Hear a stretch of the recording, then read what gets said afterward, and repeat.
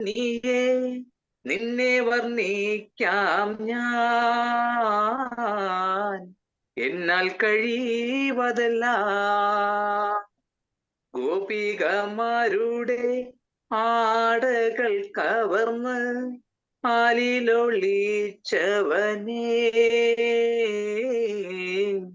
വണങ്ങുന്നു നിത്യം. കാളിന്തി തീരത്ത് കാലികളെ മേയ്ക്കും ബാലഗോപാലനേ, വണങ്ങുന്നു നിത്യം. വെണ്ണകൾ കവർന്ന കള്ളനാമുണ്ണിയെ, നിന്നെ വർണ്ണിക്കാം ഞാൻ, എന്നാൽ കഴിവതല്ല. ഹരേ കൃഷ്ണ മാതാജി. ഹരേ കൃഷ്ണ. നന്നായി പ്രഭു, നന്നായിട്ടുണ്ട് കേട്ടോ. ഹരേ കൃഷ്ണ. ഹരിബോ. ഹരേ കൃഷ്ണ മാതാജി. ഹരേ കൃഷ്ണ. ഹരേ കൃഷ്ണ മാതാജി. ഹരേ കൃഷ്ണ. ഹരേ കൃഷ്ണ മാതാജി. ഹരേ കൃഷ്ണ. ഹരേ കൃഷ്ണ മാതാജി. പ്രണാമം. ഹരേ കൃഷ്ണ. ഹരേ കൃഷ്ണ മാതാജി. ഹരേ കൃഷ്ണ. ഓം നമോ ഹരേ കൃഷ്ണ മാതാജി. ഹരേ കൃഷ്ണ. ഓം നമോ ഭഗവതേ വാസുദേവായ. ഓം നമോ ഭഗവതേ വാസുദേവായ. ഓം അജ്ഞാനതിമിരാന്തസ്യ ജ്ഞാനാഞ്ജനശലാകയ ചക്ഷുരുന്മീലിതം യേന തസ്മൈ ശ്രീ ഗുരവേ നമഃ. ഹേ കൃഷ്ണ കരുണാ സിന്ധോ ദീനബന്ധോ ജഗത്പതേ ഗോപേശ ഗോപികാകാന്ത രാധാകാന്ത നമോസ്തുതേ. സപ്തകാഞ്ചന ഗൗരാംഗീ രാധേ വൃന്ദാവനേശ്വരി വൃഷഭാനുസുതേ ദേവി പ്രണമാമി ഹരിപ്രിയേ. ജയ ശ്രീകൃഷ്ണ ചൈതന്യ പ്രഭു നിത്യാനന്ദ ശ്രീ അദ്വൈത ഗദാധര ശ്രീവാസാദി ഗൗരഭക്തവൃന്ദ. ഹരേ കൃഷ്ണ കൃഷ്ണ കൃഷ്ണ ഹരേ ഹരേ, ഹരേ രാമ രാമ രാമ ഹരേ ഹരേ. ഹരേ കൃഷ്ണ കൃഷ്ണ കൃഷ്ണ ഹരേ ഹരേ, ഹരേ രാമ രാമ രാമ ഹരേ ഹരേ. ശ്രീ ശ്രീ രാധാ ഗോവിന്ദ് की जय. श्रील प्रभुपाद की जय. ഗുരു മഹാരാജ് की जय. ഹരേ കൃഷ്ണ. എല്ലാവർക്കും സ്വാഗതം. എൻഡ് ഓഫ് ദ ക്ലാസ് ആണ് അല്ലെ ഇന്ന്. ഹരേ കൃഷ്ണ. മോക്ഷ കർമ്മ സന്യാസയോഗം അധ്യായം 18, സന്യാസത്തിന്റെ പരിപൂർണത. നമ്മള് കഴിഞ്ഞ ദിവസം ലാസ്റ്റ് ഭഗവത്ഗീതയിലെ അവസാന അധ്യായത്തിലേക്ക് കടക്കുകയാണ് അല്ലെ. തന്റെ സ്വധർമ്മത്തിൽ നിന്ന് വിമുഖത കാണിച്ച ആ അർജുനനെ കർമ്മോത്സുകനാക്കുകയാണ് ഭഗവാൻ ഇവിടെ ചെയ്തത്. ഒരു പിതാവ് കുട്ടിയെ കൈപിടിച്ച് നടത്തിക്കുന്ന പോലെ പിന്നീട് ആ കർമ്മങ്ങളൊക്കെ തന്നെ നിഷ്കാമമായിട്ട് ചെയ്യാൻ പറഞ്ഞു. അത് ഒരു വ്യക്തിയെ ആത്മസാക്ഷാത്കാരത്തിലേക്ക് എത്തിക്കും എന്നും ഭഗവാൻ പറഞ്ഞു. തുടർന്ന് ആ സത്യദർശനത്തിനുള്ള ഘട്ടങ്ങളായിട്ട് പല പല യോഗങ്ങളെ പറഞ്ഞു തന്നു. എന്തൊക്കെയായാലും ഒരു മനുഷ്യന്റെ ആത്യന്തിക ലക്ഷ്യം മോക്ഷമാണ് എന്ന് ഭഗവാൻ ഉറപ്പിച്ചു പറഞ്ഞു തന്നു. അതിന് കർമ്മഫല ഇച്ഛ അത് ത്യജിക്കണം നമ്മള്. ഒരു വ്യക്തിയെ സന്യാസത്തിലേക്കും മോക്ഷത്തിലേക്കും നയിക്കുന്ന മാർഗങ്ങളെയാണ് ഇവിടെ വിവരിച്ചു തരുന്നത്. സന്യാസത്തെ കുറിച്ച് ഭഗവാൻ വിവരിക്കുന്നുണ്ട്. കൂടാതെ മനുഷ്യന്റെ അവബോധത്തിലും കർമ്മങ്ങളിലുമുള്ള ത്രിഗുണങ്ങളുടെ പ്രഭാവത്തിനെ കുറിച്ചിട്ട് ഇവിടെ ഭഗവാൻ വിവരിക്കുന്നുണ്ട് ഈ അധ്യായം. ബ്രഹ്മസാക്ഷാത്കാരത്തെയും ഭഗവത്ഗീതയുടെ മാഹാത്മ്യത്തെയും ഗീതയുടെ അന്തിമമായിട്ടുള്ള നിഗമനങ്ങളെ സംബന്ധിച്ചുമെല്ലാം ഇവിടെ പറഞ്ഞു തരുന്നുണ്ട്. ധർമ്മത്തിന്റെ പരമോന്നതമായിട്ടുള്ള മാർഗം എന്നുള്ളത് ഭഗവാൻ കൃഷ്ണനിലെ നിരുപാധികവും പ്രേമയുതവുമായ ശരണാഗതി അതാണ്.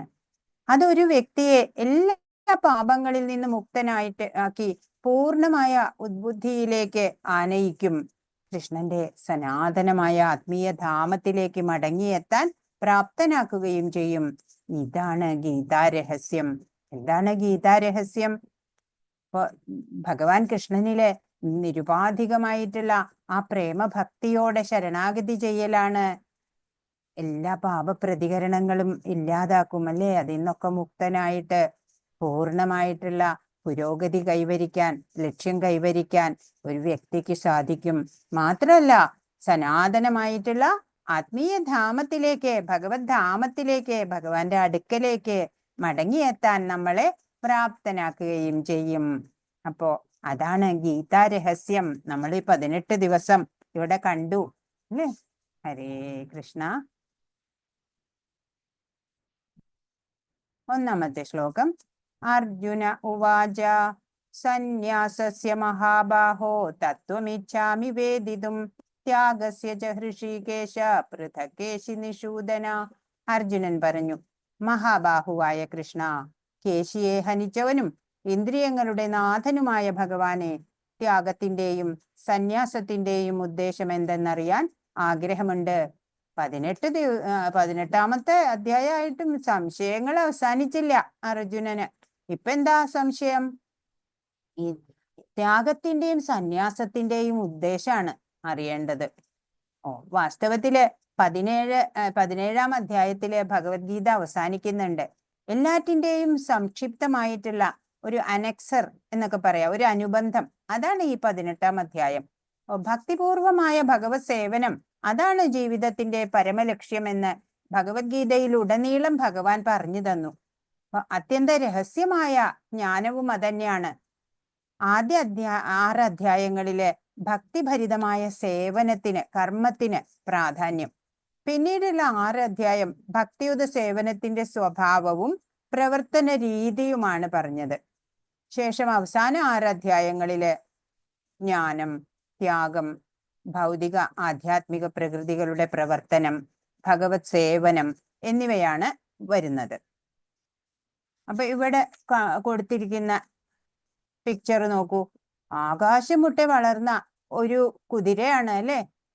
കംസൻ കൃഷ്ണനെ വധിക്കാനായിട്ട് പറഞ്ഞയച്ച ഒരു അസുരനാണ്.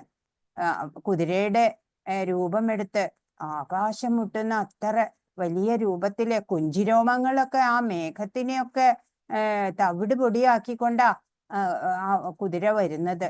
വന്നു അവിടെ ഗോകുലത്തില് എത്തി. അവിടെ എത്തി. അപ്പോ എല്ലാവരും പേടിച്ചു അല്ലേ.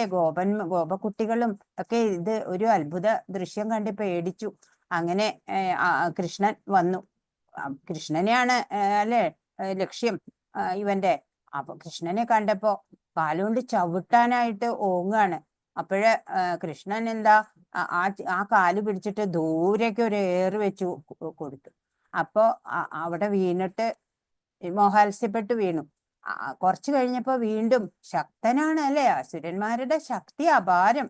അങ്ങനെ അവിടെ നിന്ന് എഴുന്നേറ്റ് വീണ്ടും കൃഷ്ണനെ വായിലാക്കാൻ വേണ്ടി വായി തുറന്നിട്ട് വന്നു. അപ്പോ കൃഷ്ണൻ കൈ അകത്തേക്ക് കടത്തി. അപ്പൊ അവൻ കടിക്കാൻ നോക്കി. പല്ലുകളൊക്കെ കൊഴിഞ്ഞുപോയി. വീണ്ടും കൈകൾ ഇങ്ങനെ വലുതായി വലുതായി വന്നിട്ട് അവന് ശ്വാസം എടുക്കാൻ പോലും പറ്റണില്ല. അങ്ങനെ ശ്വാസം മുട്ടി കണ്ണൊക്കെ തുറിച്ച് നിലത്ത് വീണു, ചത്തു. അപ്പൊ ദേവന്മാർക്കൊക്കെ സന്തോഷായി. ഇവന്റെ ഉപദ്രവം അനവധി കാലമായിട്ട് എല്ലാവർക്കും ഉപദ്രവമായിരുന്നു. അങ്ങനെ കേശി എന്നുള്ള അസുരനെ വധിച്ചപ്പോഴാണ് കേശവൻ എന്ന് കൃഷ്ണന് പേര് വന്നത്. അപ്പൊ ഇവിടെ കേശവൻ എന്നും ഋഷികേശൻ എന്നും പറയുന്നുണ്ട് അല്ലെ. കേശവൻ എന്ന് പറഞ്ഞില്ലേ ഇവിടെ. ഋഷികേശൻ എന്ന് പറഞ്ഞ ഇന്ദ്രിയങ്ങളുടെ നാഥനാണ്. കേശി നിഷൂദനൻ എന്നാ ഇവിടെ പറഞ്ഞേക്കണേ അല്ലെ. കേശിയെ വധിച്ചവൻ. ഋഷികേശൻ എന്ന് പറഞ്ഞാല് ഇന്ദ്രിയങ്ങളുടെ നാഥൻ. ഋഷികേന ഋഷികേശ സേവനം ഭക്തി രുച്യതേ. നമ്മളപ്പോ നമ്മളുടെ ഇന്ദ്രിയങ്ങളെ കൊണ്ട് ഋഷികേശനായിട്ട് സേവനം ചെയ്യണം. അപ്പൊ ഇവിടെ ചോദിച്ച ചോദ്യങ്ങള്, ത്യാഗം എന്താണ്, സന്യാസം, അതിന്റെ രണ്ടിന്റെയും ഉദ്ദേശം അറിയണം. ഓക്കെ, പറഞ്ഞു തരാം എന്ന് ഭഗവാൻ. രണ്ടാമത്തെ ശ്ലോകം. ശ്രീ ഭഗവാൻ ഉവാച കാമ്യാനാം കർമ്മണാം ന്യാസം സന്യാസം കവയോ വിദു സർവകർമ്മ ഫലത്യാഗം പ്രാഹുസ്ത്യാഗം വിചക്ഷണ. ഭഗവാൻ ഒന്നും അറിയാത്ത പോലെ ആരൊക്കെയോ പറയുന്നുണ്ട് എന്നാ പറയാ. അല്ലെങ്കിലും വിദ്വാൻമാര് അല്ലെങ്കിൽ പണ്ഡിതന്മാരൊക്കെ അങ്ങനെയല്ലേ, ഞാൻ പറയുന്നു എന്നല്ല പറയാ, ഇങ്ങനെ ആരോ പണ്ട് പറഞ്ഞിട്ടുണ്ട് എന്നാ പറയാ. അതുപോലെ ഇവിടെ ഭഗവാൻ പറഞ്ഞു, ഭൗതിക വാഞ്ചകൾക്ക് വേണ്ടിയുള്ള കർമ്മങ്ങളെ ഉപേക്ഷിക്കുന്നതാണ് സന്യാസമെന്ന് വിദ്വാൻമാർ പറയുന്നു. ആരോ വിദ്വാൻമാരൊക്കെ അങ്ങനെ പറഞ്ഞിട്ടുണ്ട് എന്നാണ്. സർവകർമ്മങ്ങളുടെയും ഫലങ്ങളെ ഉപേക്ഷിക്കുന്നതിനെയാണ് ബുദ്ധിമാന്മാർ ത്യാഗം എന്ന് വിളിക്കുന്നത്. ഇപ്പൊ കൃഷ്ണനല്ല പറയണേ അല്ലേ, വിദ്വാൻമാര് ബുദ്ധിമാന്മാരൊക്കെയാ പറയണേന്ന്. അതൊരു തരം മാനേഴ്സ് ആണ് അല്ലേ, ഭഗവാനിൽ നിന്ന് വന്ന അറിവുകളാണ് എല്ലാം ഇവിടെ ഉള്ളത്. വേദങ്ങൾ പോലും ഭഗവാനിൽ നിന്നാണ് ഉണ്ടായത്. അത് ആർക്കാ അറിയാൻ പാടില്ലാത്ത അല്ലേ. എന്നിട്ട് ഭഗവാൻ ഇവിടെ പറയാ, എനിക്ക് ക്രെഡിറ്റ് ഒന്നും വേണ്ട, ആ ബുദ്ധിമാന്മാര് വിദ്വാൻമാരൊക്കെ ആ ക്രെഡിറ്റ് കൊണ്ടുപോയിക്കോട്ടെ. അപ്പൊ എന്താ പറയണേ, ഭൗതിക വാഞ്ചകൾക്ക് വേണ്ടിയുള്ള കർമ്മങ്ങളെ ഉപേക്ഷിക്കുക. അതായത് നമ്മുടെ ആഗ്രഹ നിറവേറ്റാനായിട്ട് നമ്മൾ ചെയ്യുന്ന കർമ്മം ഉണ്ടല്ലോ, അതിനെ ഉപേക്ഷിക്കാൻ സാധിക്കുകയാണെങ്കിൽ അതിനെയാണ് സന്യാസം എന്ന് പറയാ. പിന്നെയോ സർവകർമ്മങ്ങളുടെയും ഫലങ്ങളെ ഉപേക്ഷിക്കുന്നത്. ഫലങ്ങളെ ഉപേക്ഷിക്കുക എന്ന് വെച്ചാൽ അത് ഭഗവത് സേവനത്തിനായിട്ട് വിനിയോഗിക്കാം. ഫലം ആഗ്രഹിച്ച് കർമ്മം ചെയ്യാതിരിക്കുക, അങ്ങനെയൊക്കെയുള്ള കാര്യം ആണ് ത്യാഗം എന്ന്. അപ്പോ സന്യാസം എന്താണ്, ത്യാഗം എന്താണ് എന്നുള്ളതിന്റെ ആൻസർ ഇവിടെ രണ്ടാമത്തെ ശ്ലോകത്തിൽ കിട്ടി. എല്ലാ ശ്ലോകങ്ങളും, ഇത് 78 ശ്ലോകങ്ങൾ ഉള്ളതാണ് ഈ അധ്യായം. എല്ലാ ശ്ലോകങ്ങളും ഇവിടെ വായിക്കുന്നില്ല, പക്ഷെ അതിന്റെ എല്ലാം അർത്ഥം ഇവിടെ പറയുന്നുണ്ടാവും. മൂന്നാമത്തെ, എല്ലാ കാമ്യകർമ്മങ്ങളും ദോഷകരങ്ങളാകയാൽ ത്യജിക്കണമെന്ന് ബുദ്ധിമാന്മാരായ ചിലർ പറയുന്നുണ്ട്. പക്ഷേ യജ്ഞം, ദാനം, തപസ് എന്നിവ ഒരിക്കലും ഉപേക്ഷിക്കാൻ പാടില്ലെന്ന് മറ്റു ചില ഋഷികൾ അഭിപ്രായപ്പെടുന്നു. അപ്പോഴും ഭഗവാൻ അല്ല അല്ലേ പറയണേ, മറ്റു ചില ഋഷികൾ അഭിപ്രായപ്പെടുന്നു എന്നാ പറയണേ. അപ്പോ എല്ലാ കാമ്യകർമ്മങ്ങള് അല്ലെ, കാമനയോടുകൂടി ആഗ്രഹത്തോടുകൂടി ഒരു കർമ്മം ചെയ്യുക എന്നുള്ളത് അതൊക്കെ ദോഷകരം, ബന്ധനങ്ങൾ ഉണ്ടാക്കും. അതുകൊണ്ട് അത് ത്യജിക്കണമെന്ന് ബുദ്ധിമാന്മാര് പറയുന്നുണ്ട്. പക്ഷെ യജ്ഞം, ദാനം, തപസ് എന്നിവ ഉപേക്ഷിക്കാൻ പാടില്ല എന്ന് ഋഷികള് പറഞ്ഞിട്ടുണ്ട്. ഹേ ഭാരതശ്രേഷ്ഠ, ത്യാഗത്തെക്കുറിച്ച് എന്റെ വിധി നിർണയം കേൾക്കൂ. പുരുഷ വ്യാഘ്രമേ, ത്യാഗം 3 വിധം എന്നാണ് ധർമ്മശാസ്ത്രങ്ങളിൽ പ്രസ്താവിച്ചിട്ടുള്ളത്. ഇനി യജ്ഞം, ദാനം, തപസ് ഇതൊക്കെ കാറ്റഗറൈസ് ചെയ്തിട്ട് പറഞ്ഞു തരാണ്. അപ്പോ യജ്ഞം, ദാനം, തപസ് എന്നീ കർമ്മങ്ങൾ ഉപേക്ഷിക്കേണ്ടവയല്ല, അവ അനുഷ്ഠിക്കപ്പെടുക തന്നെ വേണം. മഹാത്മാക്കളെ പോലും വിശുദ്ധീകരിക്കുന്നവയാണ് അവ 3. എല്ലാ മഹാത്മാക്കളാണെങ്കിൽ പോലും യജ്ഞദാന തപസ്സുകളൊക്കെ ചെയ്തിരിക്കണം എന്നാണ്. എല്ലാവരും ശുദ്ധീകരണത്തിനായിട്ട് അത് ആവശ്യം. ആസക്തിയോ ഫല ഉദ്ദേശമോ കൂടാതെ അനുഷ്ഠിക്കപ്പെടേണ്ടവയാണ് ഈ കർമ്മങ്ങൾ. ഏതാ? യജ്ഞം, ദാനം, തപസ്. ഹേ പാർത്ഥ, കർത്തവ്യ നിർവഹണം എന്ന നിലയിലാണ് അവ നിറവേറ്റേണ്ടത്. ഇതാണ് എൻ്റെ അന്തിമമായ അഭിപ്രായം. അപ്പൊ ഈ യജ്ഞദാന തപസ്സുകളൊക്കെ അനുഷ്ഠിക്കണം. അത് ചെയ്യേണ്ടതോ കർത്തവ്യ നിർവഹണമാണ് എന്ന നിലയിൽ വേണം അതൊക്കെ ചെയ്യേണ്ടത്. ഇതാണ് എൻ്റെ ഫൈനൽ സജഷൻ എന്നാണ് പറയണത്. ഇപ്പോ നിയത കർമ്മങ്ങളെ ഒരിക്കലും ഉപേക്ഷിച്ചു കൂടാ.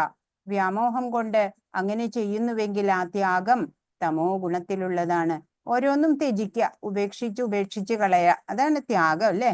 അപ്പോ നിയത കർമ്മങ്ങള്, അതല്ലെങ്കിൽ ഒരു വ്യക്തിയുടെ സ്വധർമ്മം അയാൾക്ക് ചെയ്യാൻ, ഇപ്പൊ ഒരു ഗൃഹസ്ഥന് സ്വധർമ്മം, വീട്ടമ്മയ്ക്ക് ഒരു ധർമ്മം, മകന്, മകൾക്ക്, അമ്മയ്ക്ക്, അച്ഛന് എല്ലാവർക്കും ഓരോ സ്വധർമ്മമുണ്ട് അവരവരുടെ. ആ കർമ്മങ്ങള് നിയതമായിട്ടുള്ള അവർക്ക് ചെയ്യേണ്ടതായിട്ടുള്ള കർമ്മങ്ങളെ ഒരിക്കലും ഉപേക്ഷിച്ചുകൂടാ. വ്യാമോഹം കൊണ്ട് അങ്ങനെ ചെയ്യുകയാണെന്നുണ്ടെങ്കിൽ ആ ത്യാഗം തമോ ഗുണമായിട്ടാണ് വരിക. നിയത കർമ്മങ്ങൾ ക്ലേശകരമെന്ന് വെച്ചോ ബുദ്ധിമുട്ടായി കണക്കാക്കിയോ ചെയ്യാതെ വിടുന്നത് രാജസമായ ത്യാഗമാണ്. അത്തരം പ്രവൃത്തി ഒരിക്കലും ത്യാഗത്തിന്റെ ഉന്നതിയിലേക്ക് നയിക്കുന്നില്ല. ഇപ്പൊ നിയത കർമ്മങ്ങള്, ഇപ്പൊ വേനൽക്കാലത്ത് അടുക്കളയിൽ ചൂടാണ് എന്ന് പറഞ്ഞിട്ട് ആഹാരം വെച്ചുണ്ടാക്കാതിരിക്കുക, അങ്ങനെ ചെയ്യാൻ പാടില്ല അല്ലെ. നിയത കർമ്മങ്ങള് ചെയ്തേ പറ്റുള്ളൂ, സ്വധർമ്മം. അപ്പോ അതൊക്കെ ചെയ്യാതെ വിടുന്നത് രാജസത്യാഗം. അത് ഒരിക്കലും നമുക്ക് ഉന്നതി തരില്ല. ഹേ അർജുന, ഭൗതിക സംഗ്രഹത്തിനായും ഫലം ഉദ്ദേശിക്കാതെയും തന്റെ കർത്തവ്യമാണെന്ന് മാത്രം കരുതിക്കൊണ്ട് വിധിക്കപ്പെട്ട കർമ്മം ചെയ്യുന്നവന്റെ ത്യാഗം സാത്വികമാണ്. ഭൗതികതയിലെ നിലനിൽപ്പിന് ഫലം ഉദ്ദേശിക്കാതെ എന്റെ കർത്തവ്യമാണിത് എന്ന് കരുതിയിട്ട് നമുക്കുള്ള സ്വധർമ്മം, നമുക്ക് വിധിക്കപ്പെട്ട കർമ്മം ചെയ്യുക. അങ്ങനെ ചെയ്യുന്നവന്റെ ത്യാഗം സാത്വികമാണ് അല്ലെ. ഫലം ഒന്നും ഇച്ഛിക്കുന്നില്ല അല്ലെ, എന്നാലോ കർത്തവ്യമാണെന്ന് കരുതി എല്ലാം കൃത്യമായിട്ട് ചെയ്യുക. ആ ത്യാഗമാണ് സാത്വികമായത്. താനും കൃഷ്ണനുമായുള്ള ബന്ധത്തെ പറ്റി അറിഞ്ഞുകൊണ്ട് പ്രവർത്തിക്കുന്ന കൃഷ്ണാവബോധനിഷ്ഠനായ മനുഷ്യൻ എപ്പോഴും മുക്താവസ്ഥയിലാണ്. എന്താണ് നമ്മളും കൃഷ്ണനുമായിട്ടുള്ള ബന്ധത്തെ പറ്റി അറിഞ്ഞുകൊണ്ട് പ്രവർത്തിക്കണം അത്രേ. എന്താണ് നമ്മളുമായിട്ടുള്ള ബന്ധം? ഭഗവാൻ പരമാത്മാവാണ്, നമ്മൾ ജീവാത്മാവാണ്. പരമാത്മാവിന്റെ അംശമാണ് അല്ലെ, ഒരു അണുപ്രായമായിട്ടുള്ള ഒരു അംശമാണ് നമ്മള്.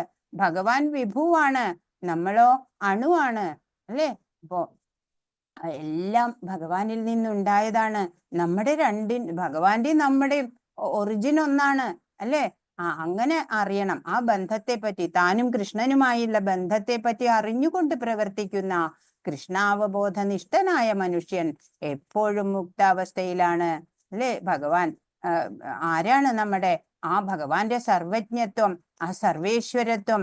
ഭഗവാൻ സർവലോക മഹേശ്വരനാണ്, എല്ലാ ജീവികളുടെയും ഉത്തമ സുഹൃത്താണ്, അഭ്യുദയകാംക്ഷിയാണ് ഭഗവാൻ എന്ന് അറിഞ്ഞുകൊണ്ട് പ്രവർത്തിക്കുന്ന കൃഷ്ണാവബോധനിഷ്ഠനായ മനുഷ്യൻ എപ്പോഴും മുക്താവസ്ഥയിലാണ് എന്നാണ്. തന്മൂലം അയാൾക്ക് മരണശേഷം സ്വകർമ്മഫലങ്ങളായ സുഖ ദുഃഖ അനുഭവങ്ങൾക്കിടവരുന്നില്ല.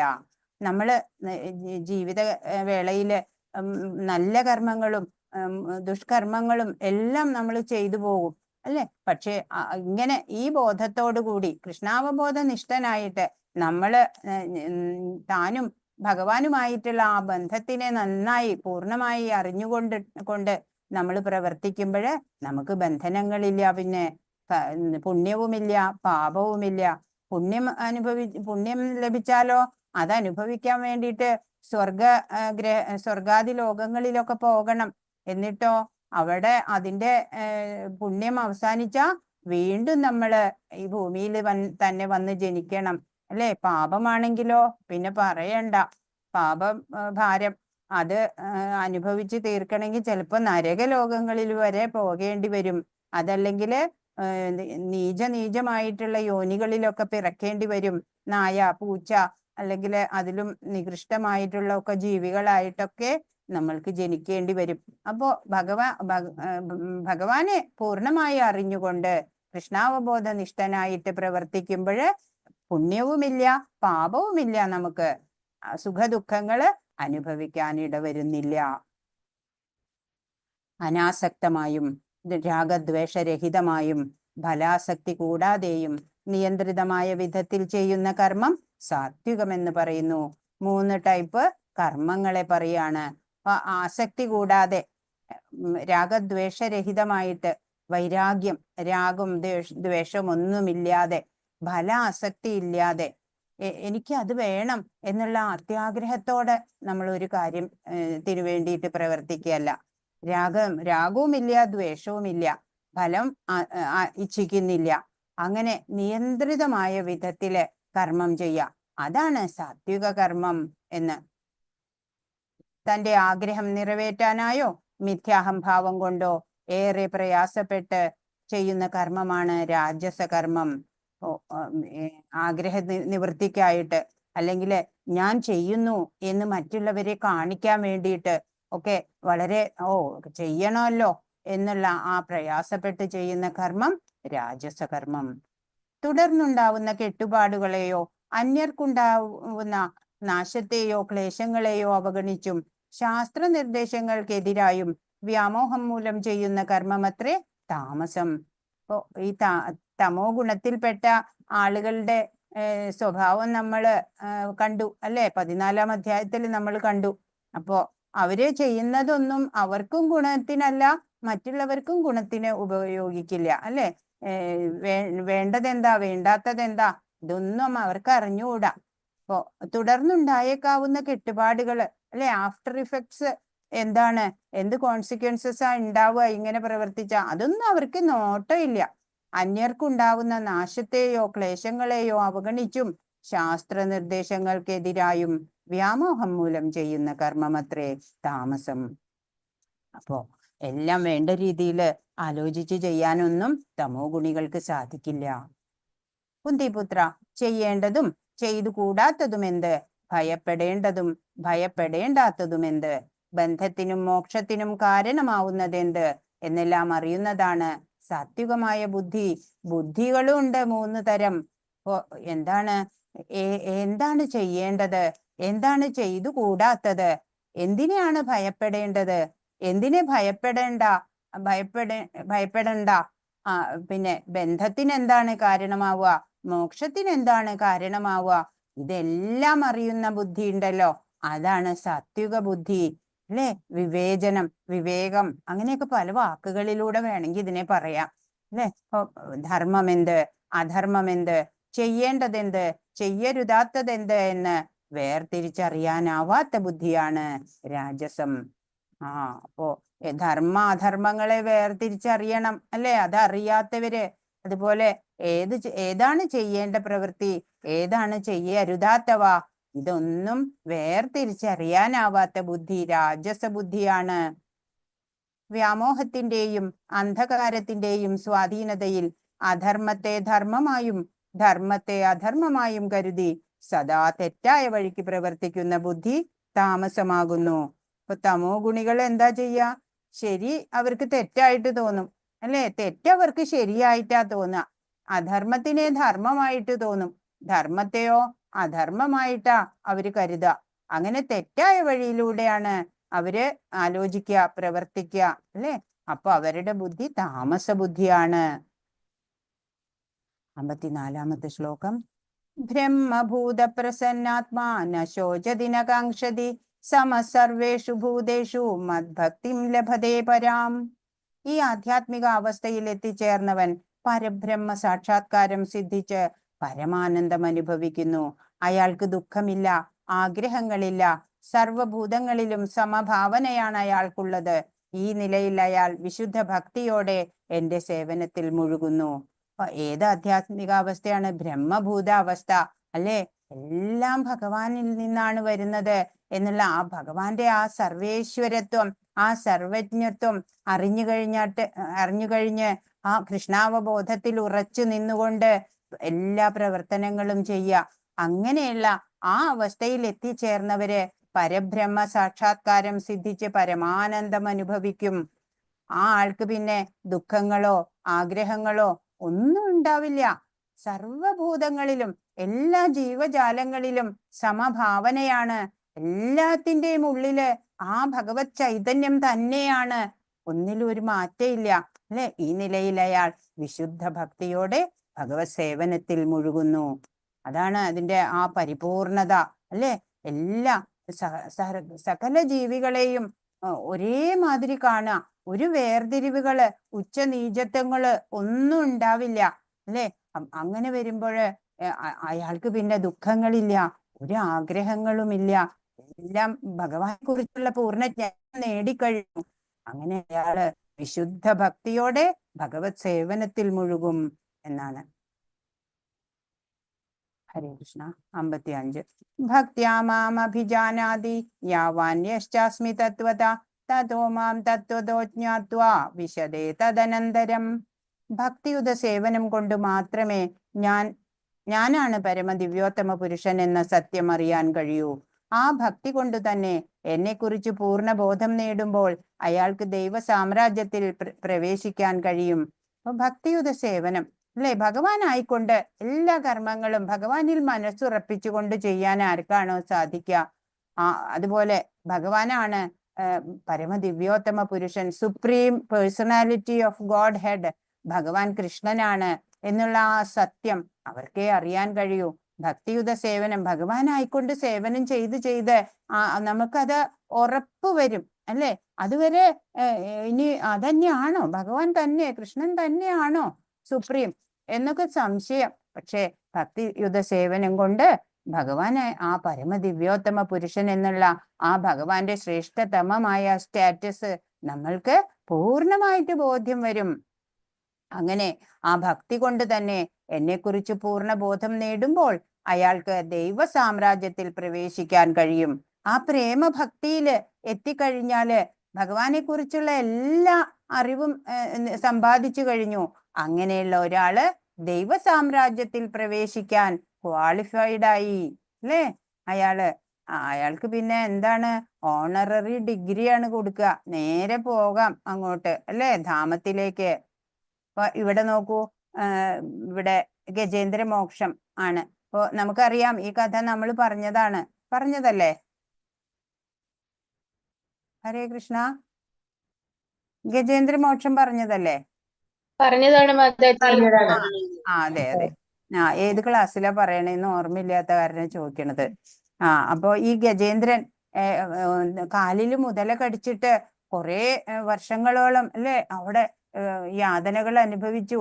പിന്നീട് ഭഗവാനില് ശരണാഗതി ചെയ്തു. ഭഗവാൻ ഗരുഡാരൂഢനായി വന്ന് മോക്ഷം കൊടുത്തു. ആദ്യം ഹൂഹു എന്നുള്ള ഗന്ധർവൻ മുതലയായ ആ മുതലയ്ക്ക് ആദ്യം മോക്ഷം, പിന്നീട് ഗജേന്ദ്രന് മോക്ഷം കൊടുത്തു. അതാണിവിടെ 56-ാമത്തെ ശ്ലോകം. സർവകർമാണ്യഭി സദാ കുർവാണോ മദ്വ്യപാശ്രയ മത്പ്രസാദാദവാപ്നോതി ശാശ്വതം പദമവ്യയം. ഏതുതരം പ്രവൃത്തികളിൽ ഏർപ്പെട്ടിരുന്നാലും എന്നെ മാത്രം ആശ്രയിക്കുന്ന എന്റെ വിശുദ്ധ ഭക്തൻ എന്റെ കാരുണ്യത്താലും സംരക്ഷണത്താലും അനശ്വരവും ശാശ്വതവുമായ എന്റെ ധാമം പ്രാപിക്കും. ആരാണ് ഭഗവത് ധാമത്തിലേക്ക് എത്തുക? ഏത് പ്രവൃത്തി ചെയ്യുന്നവരായിക്കോട്ടെ, ഭഗവാനെ മാത്രം ആശ്രയിക്കുക. അങ്ങനെയുള്ള ഭഗവാനില് പൂർണ്ണമായിട്ട് മനസ്സുറപ്പിച്ച ആ ഭക്തൻ ഭഗവാന്റെ കാരുണ്യത്താലും സംരക്ഷണത്താലും അനശ്വരവും ശാശ്വതവുമായിട്ടുള്ള ഭഗവത് ധാമത്തെ പ്രാപിക്കും എന്നാണ് ഇവിടെ പറയുന്നത്. അപ്പൊ ഭഗവത് ധാമത്തിലേക്ക് പോണോ, അതോ വീണ്ടും ഇങ്ങനെ ജനിക്കുക മരിക്കുക അങ്ങനെ ചെയ്യണോ? നമുക്ക് തീരുമാനിക്കാം അല്ലെ? എല്ലാ വഴികളും ഭഗവാൻ ഇവിടെ പറഞ്ഞു തരുന്നുണ്ട്. ഭഗവത് ധാമത്തിലേക്ക് പോണം. ശാശ്വതമായിട്ടുള്ള അനശ്വരമായിട്ടുള്ള ആ ഗോലോക വൃന്ദാവനം എന്ന ആ ധാമം, ഭഗവത് ധാമത്തിലേക്ക്, ആ കൃഷ്ണ ലോകത്തിലേക്ക് പോകണമെങ്കിൽ അതിനുള്ള വഴികള് ഭഗവാൻ എത്ര ആദ്യം മുതലേ പറഞ്ഞു തന്നോണ്ടിരിക്കുക അല്ലെ? വേണ്ടവർക്ക് പോവാം, എല്ലാം പറഞ്ഞു തരുന്നു ഭഗവാൻ. ഇനി നിങ്ങളുടെ ഇഷ്ടം, എങ്ങനെയാ ഇഷ്ടം വെച്ചോ ചെയ്തോളൂ, ഇങ്ങനെയൊക്കെ ചെയ്താൽ നിങ്ങൾക്ക് അവിടെ വരാം എന്ന് ഭഗവാൻ പറഞ്ഞു തരാണ്. 58. മച്ചിത്ത സർവദുർഗാണി മത്പ്രസാദാത്തരിഷ്യസി അഥ ചേത്വം അഹങ്കാരാന്ന ശ്രോഷ്യസി വിനങ്ഷ്യസി. എന്നെ കുറിച്ച് ബോധവാനായിരുന്നാൽ നിനക്ക് എന്റെ പ്രസാദം കൊണ്ട് തന്നെ ബദ്ധ ജീവിതത്തിന്റെ സകല ക്ലേശങ്ങളെയും അതിജീവിക്കാൻ കഴിയും. ആ ബോധത്തോടെ പ്രവർത്തിക്കാതെ മിഥ്യാഹങ്കാരം കൊണ്ട് എന്റെ അഭിമതം അനുസരിക്കാതെ പോയാലാകട്ടെ നാശമാണ് ഫലം. ഭഗവാനെ കുറിച്ച് ബോധവാനാവുക, അങ്ങനെ ഭഗവാന്റെ പ്രസന്നത ഉണ്ടാവും. അപ്പോ ബദ്ധജീവിതത്തിന്റെ സകല ക്ലേശങ്ങളെയും അതിജീവിക്കാൻ കഴിയും വ്യക്തിക്ക്. അങ്ങനെ ആ ബോധത്തോടെ അല്ല പ്രവർത്തിക്കുന്നതെങ്കിലോ മിഥ്യാഹങ്കാരം കൊണ്ട് ഭഗവാന്റെ ഹിതത്തിനെ ഒന്നും മാനിക്കാതെ പോയാല് നാശമാണ് ഫലം അല്ലെ? ആ ജീവിതം തന്നെ നിഷ്ഫലമാവും. പിന്നെ ഇപ്പൊ ഇവിടെ കൊടുത്തിട്ടുള്ളത് നമ്മൾ പറഞ്ഞ കഥയാണ്, ജഗായി മദായിയുടെ കഥ അല്ലെ? മദ്യപാനികളായിരുന്നു അവരെ, പിന്നെ അവര് തെറ്റിനൊക്കെ മാപ്പ് കൊടുത്തപ്പോ അവര് ഭക്തരായി മാറുന്ന കഥയാണ് നമുക്കറിയാവുന്നത്. 61-ാമത്തെ ശ്ലോകം. ഈശ്വര സർവഭൂതാനാം ഹൃദ്ദേശേ അർജുന തിഷ്ഠതി ഭ്രാമയൻ സർവഭൂതാനി യന്ത്രാരൂഢാനി മായയാ. അർജുന, പരമപുരുഷൻ എല്ലാവരുടെയും ഹൃദയത്തിൽ കുടികൊള്ളുകയും ഭൗതിക ശക്തിയാൽ നിർമ്മിതമായ യന്ത്രത്തിൽ എന്ന പോലെ സ്ഥിതി ചെയ്യുന്ന ജീവാത്മാക്കളുടെ ഭ്രമണത്തെ നിയന്ത്രിക്കുകയും ചെയ്യുന്നു. അപ്പൊ എന്താ ചെയ്യണേ? ഭഗവാന് കുറെ പണിയുണ്ട് അല്ലേ? എല്ലാവരുടെയും ഹൃദയത്തിൽ കുടികൊള്ളണം. പിന്നെയോ ഈ നമ്മുടെ ശരീരം, ഓരോ ജീവിയുടെയും ശരീരം ഈ ഭൗതിക ശക്തിയാല് നിർമ്മിതമാണ് അല്ലെ? ഈ പഞ്ചഭൂതങ്ങളും അല്ലെ? അഷ്ടധാ പ്രകൃതിയാണ് ഉണ്ടാക്കുന്നത് നമ്മുടെ ശരീരം. അങ്ങനെ ഭിന്നാ പ്രകൃതിരഷ്ടത എന്ന് നമ്മൾ കണ്ടില്ലേ? അപ്പോ ആ ഭൗതിക ശക്തിയാല് നിർമ്മിതമായ യന്ത്രാണ് നമ്മുടെ ശരീരം. ആ യന്ത്രത്തിനെ പ്രവർത്തിപ്പിക്കുന്നത് ആ ജീവാത്മാവാണ് അല്ലെ? അതിന്റെ ഉള്ളിലുള്ള ജീവാത്മാവ്. അപ്പൊ അങ്ങനെയുള്ള ആ യന്ത്രത്തിൽ എന്ന പോലെ സ്ഥിതി ചെയ്യുന്ന ജീവാത്മാക്കളുടെ ഭ്രമണത്തെ നിയന്ത്രിക്കുക ഭഗവാനാണ്. ഈ ഭ്രമണം എന്താ? ഈ ജീവാത്മാക്കളുടെ ജനിക്കുക, വളരുക, മരിക്കുക, ഇതന്നെ അല്ലേ വേറൊരു ശരീരം എടുക്കുക, ഇതന്നെ. ഈ ഭ്രമണത്തെയൊക്കെ ഇപ്പൊ കൺട്രോൾ ചെയ്യണത് ആരാ? ഭഗവത് കാരുണ്യത്താലാണ് അല്ലെ? ഭഗവാന്റെ ആജ്ഞ അനുസരിച്ച് പ്രകൃതി ചെയ്യുന്നതാണ്. അപ്പോ വേറൊരു ഏത് തരം ശരീരം ഇനി അടുത്തത് കിട്ടണം, ഇതൊക്കെ ഭഗവാനാ നിശ്ചയിക്കുന്നത് അല്ലെ? നമ്മുടെ കർമ്മവാസനകള് അനുസരിച്ച് അല്ലെ, ചിന്തകൾ അനുസരിച്ച്. അപ്പോ ഇവിടെ എന്താ പറയണേ? എല്ലാവരുടെയും ഹൃദയത്തിൽ ഭഗവാൻ കുടികൊള്ളുന്നുണ്ട്. പിന്നെയോ നമ്മുടെ ഈ ഭൗതിക ശരീരം, ഈ ശരീരത്തിന്റെ ഉള്ളിലുള്ള ആ ജീവാത്മാക്കളുടെ ഈ ഭ്രമണത്തെ നിയന്ത്രിക്കുന്നതും ഭഗവാനാണ്. ഇവിടെ 62 തമേവ ശരണം ഗച്ഛ സർവഭാവേന ഭാരത തത്പ്രസാദാത് പരാം ശാന്തിം സ്ഥാനം പ്രാപ്സ്യസി ശാശ്വതം. ഹേ ഭാരത, ആ പരമപുരുഷന് ആത്മാർപ്പണം ചെയ്യൂ. അവിടുത്തെ പ്രസാദം കൊണ്ട് നീ പരമമായ ശാന്തി നേടും, ശാശ്വതമായ പരമപദം പ്രാപിക്കും. പരമപദം പ്രാപിക്കാൻ എന്താ ചെയ്യേണ്ടത്? ഭഗവാനില് ആത്മാർപ്പണം ചെയ്യുക, ഭഗവാനില് ആത്മനിവേദനം അല്ലെ, എന്താ പറയാ, ഭഗവാനില് ശരണാഗതി ചെയ്യുക. അങ്ങനെ ഭഗവാൻ പ്രസന്നനാവും അല്ലെ? അവിടുത്തെ പ്രസാദം കൊണ്ട് പരമമായ ശാന്തി നേടും, പ്രശാന്ത അവസ്ഥ കൈവരിക്കാൻ നമുക്ക് സാധിക്കും. പിന്നെയോ ശാശ്വതമായ പരമപദം കിട്ടും അല്ലെ? ശാശ്വതമായ പരമപദം ഏതാണ്? ധാമമാണ്, ഭഗവത് ധാമം. അങ്ങനെ അത് പ്രാപിക്കാൻ നമ്മൾ എന്തേ വേണ്ടൂ? ഭഗവാനില് ശരണാഗതി ചെയ്യുക അല്ലെ? അപ്പൊ ഭഗവാൻ പ്രസന്നമായി അല്ലെ, കാരുണ്യം കൊണ്ട് നമുക്ക് ശാന്തി കിട്ടും. പരമമായ ശാന്തിയും ധാമത്തിലേക്കുള്ള പ്രവേശനവും നമുക്ക് കിട്ടും. ഇവിടെ എന്താ പിക്ചർ കാണിച്ചിരിക്കണം? ജഗന്നാഥ്, പുരി ജഗന്നാഥാണ് ഇത്. ജഗന്നാഥ് ഭഗവാനാണ്. എല്ലാ കൊല്ലവും പുരി ജഗന്നാഥന്റെ അവിടെ രഥയാത്ര ഉണ്ടാവും. അപ്പോ രഥയാത്ര 500 വർഷം മുമ്പ് ചൈതന്യ മഹാപ്രഭു വന്നപ്പോഴ് അങ്ങനെ ഒരു നാൾ രഥയാത്ര പോകുമ്പോഴ് അതാണ് ഇവിടെ സന്ദർഭം. അപ്പോ ഈ കാണുന്നത് പ്രതാപരുദ്ര മഹാരാജാവാണ് അവിടുത്തെ. ആ രാജാവ് ചൈതന്യ മഹാപ്രഭുവിനെ കാണണം എന്ന് ആഗ്രഹിച്ചു. മന്ത്രി ചെന്ന് പറഞ്ഞു കാണണം. അപ്പോ ചൈതന്യ മഹാപ്രഭു കൂട്ടാക്കിയില്ല. കാരണം ഭൗതികരുമായിട്ട് അധികം ഇടപഴകാൻ അദ്ദേഹം ആഗ്രഹിച്ചില്ല. രാജാവിനാണെങ്കിൽ ചൈതന്യ മഹാപ്രഭുവിനെ കാണണം എന്ന് അതിയായ ആഗ്രഹം. അപ്പൊ അദ്ദേഹം സാധാരണ ഒരു മനുഷ്യന്റെ വേഷത്തില് രഥയാത്ര പോകുന്ന ആ വഴിയുടെ മുന്നിലൊക്കെ അടിച്ചു ക്ലീൻ ചെയ്യാണ്, അടിച്ചു വാരിക്കൊണ്ടിരുന്നു.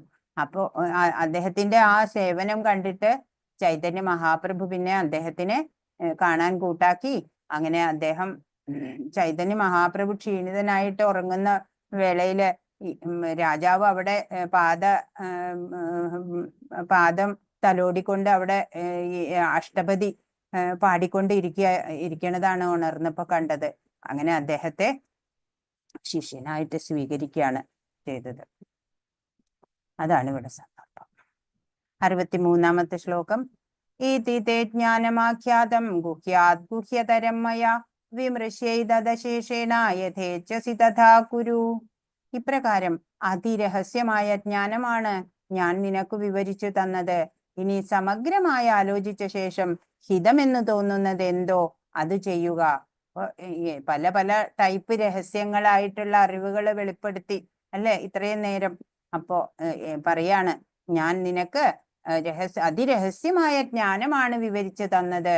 ഇനി നീ സമഗ്രമായി ആലോചിച്ചിട്ട് ഹിതം എന്ന് തോന്നുന്നത് എന്താണോ അത് ചെയ്തോളൂ എന്ന് അർജുനനോട് പറയാ. സർവതന്ത്ര സ്വാതന്ത്ര്യമാണ് അർജുനന് കൊടുക്കണേ. പല വഴികളുണ്ട്, അതെല്ലാം അതിനെക്കുറിച്ചൊക്കെ പറഞ്ഞു കൊടുത്തു.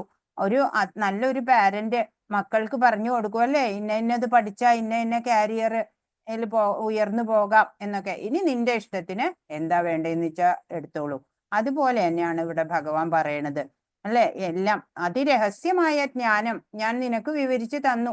ഇനി നീ സമഗ്രമായി ആലോചിച്ച് ഹിതമെന്ന് തോന്നുന്നത് എന്താണോ അത് ചെയ്യുക എന്ന്. 65-ാമത്തെ ശ്ലോകം.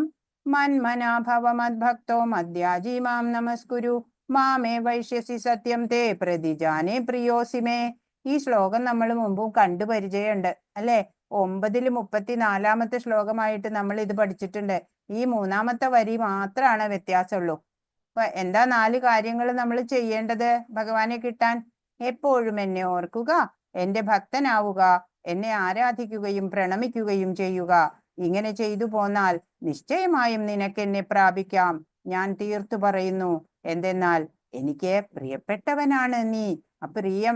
പ്രിയപ്പെട്ട ഭക്തർക്ക് ആണ് ഇങ്ങനെയുള്ള ആ ഗോപ്യമായിട്ടുള്ള രഹസ്യാത്മകമായിട്ടുള്ള അറിവൊക്കെ ഭഗവാൻ പറഞ്ഞു കൊടുക്കുന്നത് അല്ലെ. അപ്പൊ നമ്മളും അത് കേൾക്കാനൊക്കെ ഭാഗ്യം നമുക്ക് ഉണ്ടായി. ഹരേ കൃഷ്ണ. 4 കാര്യങ്ങൾ ഏതൊക്കെയാണ് നമ്മൾ ചെയ്യേണ്ടത്? എപ്പോഴും ഭഗവാനെ ഓർക്കാൻ സാധിക്കുക, സദാ ഭഗവാനെ ഓർക്കുക, ഭഗവാന്റെ ഭക്തനാവുക, ഭഗവാനെ ആരാധിക്കുക, ഭഗവാനെ പ്രണമിക്കുക, നമസ്കരിക്കണം അല്ലേ. പുരുഷന്മാര് ദണ്ഡ നമസ്കാരം, ഒരു വടി വീഴുന്ന പോലെ നമസ്കരിക്കണം. സ്ത്രീകളാണെങ്കിൽ പഞ്ചാംഗ നമസ്കാരം ചെയ്യണം അല്ലെ. ഇനി അതിനൊന്നും പറ്റാത്തവര് കൈകൾ മേലോട്ട് ഉയർത്തിയിട്ട് അതും നമസ്കാര തുല്യം. ഇങ്ങനെ ഭഗവാനെ എപ്പോഴും സദാ സ്മർത്തവ്യം സതതം കൃഷ്ണ അല്ലെ. എന്റെ ഭക്തനാവുക, ഭഗവാനെ ആരാധിക്കുക, ഭഗവാനെ പ്രണമിക്കുക. ഇത്ര മാത്രം ചെയ്താൽ മതി, ഭഗവാനെ പ്രാപിക്കാം. തീർത്തു പറയുന്നു, ഡെഫിനിറ്റ്ലി ഷുവറായിട്ടും പറയാണ് ഭഗവാൻ. എന്തെന്നാൽ എനിക്ക് പ്രിയപ്പെട്ടവനാണ് നീ. അപ്പൊ നമ്മളും ഭഗവാന് പ്രിയപ്പെട്ടവനാവാൻ ശ്രമിക്കണം അല്ലേ. എന്നാല് ഇത്രയൊക്കെ ചെയ്താൽ മതി, അപ്പോഴേ നമ്മള് ഭഗവാന്റെ അടുത്തെത്തും. ഇപ്പൊ ഒരു ജയദേവ കവിയുടെ കഥ പറയട്ടെ. ജയദേവൻ ഗീതാ ഗോവിന്ദം അഷ്ടപതി ഒക്കെ രചിച്ച ആളാണ് ജയദേവ കവി. അദ്ദേഹം 600 വർഷം മുമ്പ് ഭോജദേവ്, വാമദേവി എന്നുള്ള 2 പേർക്ക് മകനായിട്ട് ജനിച്ചു. ചെറുപ്പം മുതലേ ഭഗവാന്റെ ഭജനൊക്കെ ചെയ്യുന്ന അതായിരുന്നു. അപ്പൊ കഷ്ടപ്പാടായിരുന്നു. പക്ഷെ നല്ല വിദ്യാഭ്യാസം ലഭിക്കാനൊക്കെ അനുഗ്രഹം ഉണ്ടായി. പിതാവ് ഭോജദേവ് നിരഞ്ജൻ എന്നുള്ള ബ്രാഹ്മണനെ കുറച്ച് പണം കടം വാങ്ങിയിട്ട് കൊടുക്കാനുണ്ടായിരുന്നു. അങ്ങനെ കുറച്ചു കഴിഞ്ഞ് അച്ഛനും അമ്മയും മരിച്ചു. അപ്പോഴ് ഈ നിരഞ്ജൻ വന്നിട്ട് ജയദേവനോട് പറഞ്ഞു, നീ ഒപ്പിട്ട് തരണം, നിന്റെ വീട് എനിക്ക് വേണം, നിന്റെ പിതാവ് വാങ്ങിയ പൈസ മടക്കി തന്നില്ല എന്ന് പറഞ്ഞു. അങ്ങനെ ഒപ്പിട്ട് കൊടുത്തു. ജയദേവൻ തെരുവില് അങ്ങനെ കഴിച്ചു കൂട്ടി. കുറച്ചു ദിവസം കഴിഞ്ഞപ്പോ അയാളുടെ മകള് ഓടി വന്നിട്ട് പറയാണ്, ഈ വീട് അഗ്നിക്ക് ഇരയാവണു, രക്ഷിക്കണം എന്ന്. അപ്പൊ ജയദേവ് എല്ലാരും കൂടെ ചേർന്ന് തീ അണച്ചു. അപ്പോഴും നിരഞ്ജന് മനസ്സിലായി തെറ്റ്. അപ്പൊ മാപ്പ് പറഞ്ഞിട്ട് വീട് തിരികെ കൊടുത്തു. പക്ഷേ ജയദേവൻ സ്വീകരിച്ചില്ല. പറഞ്ഞു, ഞാൻ ഇവിടം വിട്ടു പോവാണ്, എനിക്ക് വീടിന്റെ ആവശ്യമില്ല എന്ന് പറഞ്ഞു. അങ്ങനെ അദ്ദേഹം പുരുഷോത്തം ധാം, നമ്മൾ കണ്ടു അല്ലെ, പുരി ജഗന്നാഥ ക്ഷേത്രം, പുരുഷോത്തം ധാമിലേക്ക് പോകാൻ ആഗ്രഹിച്ചു. പരാശർ എന്ന് പറഞ്ഞിട്ട് ഒരു സ്നേഹിതനുമൊത്ത് പുറപ്പെടുകയാണ്. പണമൊന്നും കയ്യിലില്ല. അങ്ങനെ കുറെ നടന്നിട്ട് വേണം അവിടെ എത്താന്. ദാഹം കൊണ്ടൊക്കെ വലഞ്ഞു, വഴിമധ്യേ വീണു ഒക്കെ കിടന്നു. പിന്നെ ഒരു ബാലൻ വന്ന് ജലമൊക്കെ നൽകി. അങ്ങനെ കഷ്ടപ്പെട്ട് കുറെ ദിവസം എടുത്തു. പുരിയിലെത്തി. സദാ കൃഷ്ണനാമം ജപിച്ചുകൊണ്ടിരുന്നു. നല്ല പർവ്വത ശ്രേണി, പ്രകൃതി ഭംഗിയൊക്കെ കണ്ടപ്പോഴ് യമുനാ തീരത്ത് നിൽക്കുന്ന ആ കൃഷ്ണന്റെ രൂപം ഇങ്ങനെ ഓർമ്മ വന്നു. അങ്ങനെ ജയദേവനിൽ നിന്ന് മധുര മധുര കീർത്തനങ്ങൾ ഇങ്ങനെ പുറത്തു വരികയാണ്. കേട്ട് എല്ലാവരും പ്രേമഭക്തിയിൽ മുഴുകി. പരാശരൻ അതൊക്കെ കുറിച്ചെടുത്തു. അങ്ങനെ പരാശരനെ കൂട്ടി എന്നും ജഗന്നാഥ ദർശനം ചെയ്തു. ഒരു വൃക്ഷ ചുവട്ടിലാണ് രാപ്പകല് ഭഗവത് സ്മരണയോടെ കഴിഞ്ഞു. ജഗന്നാഥ രാജാവും ഈ ഗീതാ ഗോവിന്ദം, ഈ അഷ്ടപതി കേൾക്കാനിടയായി. അങ്ങനെ പ്രശംസിച്ചു. അവിടെ ഈ ജഗന്നാഥ ഭഗവാന് പൂ പറിക്കുന്ന ഒരു പൂന്തോട്ടമുണ്ട്. അവിടെ ഒരു പെൺകുട്ടിയാണ് പൂ പറിച്ച് ക്ഷേത്രത്തിൽ കൊടുക്കുന്നത്. അഷ്ടപതി പാടിക്കൊണ്ടാണ് ആ കുട്ടി പൂ പറിക്കുന്നത്. അങ്ങനെ ഈ ഗീതാ ഗോവിന്ദം കേൾക്കാൻ ഭഗവാൻ പോലും നേരിട്ടെത്തുന്നു എന്നാണ്. അതെങ്ങനെയാ മനസ്സിലായത്? ഭഗവാന്റെ ഉത്തരീയം അവിടെ വീണ് കിടക്കുന്നു ഒരിക്കല്. പിന്നെ പൂജാരി അടച്ചു പോയതിന് ശേഷം നോക്കുമ്പോ എന്താ, ധോത്തിയൊക്കെ മുള്ളുടക്കിക്കിട്ട് കീറിപ്പോയിരിക്കണു. റോസിന്റെ ഇടയിലൊക്കെ നടന്നിട്ടേ. അപ്പോ പൂജാരി അതൊക്കെ കണ്ടപ്പോ എല്ലാവർക്കും ബോധ്യായി. ഭഗവാൻ നേരിട്ട് ഗീതാ ഗോവിന്ദം ഇപ്പോഴും അവിടെ എപ്പോഴും ഗീതാ ഗോവിന്ദം ചൊല്ലുന്നുണ്ട്. 66-ാമത്തെ ശ്ലോകം. സർവധർമാൻ പരിത്യജ്യ മാമേകം ശരണം വ്രജ അഹം ത്വാം സർവപാപേഭ്യോ മോക്ഷയിഷ്യാമി മാ ശുചാ. ധന്യമായിട്ടുള്ള ശ്ലോകം, ഉജ്ജ്വലമായ ശ്ലോകം. സർവധർമ്മങ്ങളെയും ത്യജിച്ച് എന്നിൽ ശരണം തേടുക. ഞാൻ നിന്നെ സകല പാപ പ്രതികരണങ്ങളിൽ നിന്നും മോചിപ്പിക്കാം. ഭയപ്പെടേണ്ട. അപ്പൊ എന്താ ഭഗവാൻ പറയണേ? പലതും പറഞ്ഞു കൊടുത്തു അല്ലേ അർജുനന്. ഇപ്പോഴെന്താ പറയണേ? സർവധർമ്മങ്ങളെയും ത്യജിച്ചോളൂ, എന്നിൽ ശരണം തേടിയാ മതി. ഞാൻ നിന്നെ സകല പാപ പ്രതികരണങ്ങളിൽ നിന്നും മോചിപ്പിക്കാം. ഭയപ്പെടുകയേ വേണ്ട എന്ന് ഇപ്പൊ ഭഗവാൻ ഉറപ്പ് കൊടുത്തു അല്ലേ. എല്ലാം എല്ലാം വിട്ടോളൂ, എല്ലാം അവിടെ ഒരു ഭാഗത്ത് ഇരിക്കട്ടെ, എല്ലാ ധർമ്മവും എല്ലാം. നീ ഇപ്പോ ചെയ്യേണ്ടത് എന്താ? എന്നിൽ ശരണം പ്രാപിക്കുക മാത്രം ചെയ്താൽ മതി. ഞാൻ നിന്നെ സകല പാപ പ്രതികരണങ്ങളിൽ നിന്നും മോചിപ്പിക്കാം. നീ ഒട്ടും ഭയപ്പെടുക വേണ്ട എന്ന് ഭഗവാൻ. അപ്പൊ ഏറ്റവും ശ്രേഷ്ഠമായിട്ടുള്ള ശ്ലോകമാണ്, എല്ലാരും പഠിക്കുക. 68-ാമത്തെ ശ്ലോകം. ഇദം പരമം ഗുഹ്യം മദ്ഭക്തേഷു അഭിധാസ്യതി ഭക്തിം മയി പരാം കൃത്വാ മാമേ വൈശ്യത്യ സംശയ. പരമ രഹസ്യമായ ഈ ജ്ഞാനത്തെ എന്റെ ഭക്തന്മാർക്ക് ഉപദേശിക്കുന്നവന് ശുദ്ധഭക്തി സേവനം സുനിശ്ചിതമാണ്. അവസാനം അയാൾ എന്നിലേക്ക് തിരിച്ചെത്തുകയും ചെയ്യും. പരമരഹസ്യമാണ് ഈ ഭഗവത്ഗീതാ ജ്ഞാനം അല്ലെ. അത് ഭഗവാന്റെ ഭക്തന്മാർക്ക് ഉപദേശിച്ചു കൊടുക്കുന്നവര് ശുദ്ധഭക്തിയുത സേവനം ചെയ്യാണ്. അവർക്ക് അതിന്റെ ഗുണം സുനിശ്ചിതമാണ്. അവസാനോ അയാള് എന്നിലേക്ക് തിരിച്ചെത്തും എന്നാണ്. ഹരേ കൃഷ്ണ. അപ്പൊ ഇവിടെ അല്ലെ ഒരു ഗുരു ശിഷ്യന് പറഞ്ഞു കൊടുക്കാണ്. ഗുരു എന്താ ചെയ്യാ?